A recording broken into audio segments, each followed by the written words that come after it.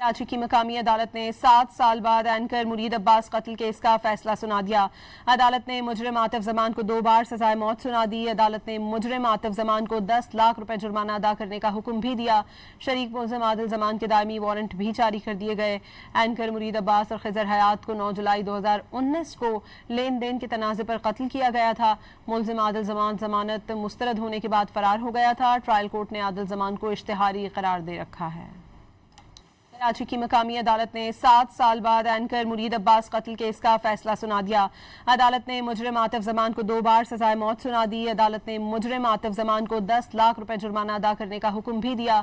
शरीक मुलजिम आदिल जमान के दायमी वारंट भी जारी कर दिए गए। एंकर मुरीद अब्बास और खिजर हयात को 9 जुलाई 2019 को लेन देन के तनाज़े पर कत्ल किया गया था। मुलजिम आदिल जमान जमानत मुस्तरद होने के बाद फरार हो गया था। ट्रायल कोर्ट ने आदिल जमान को इश्तिहारी करार दे रखा है।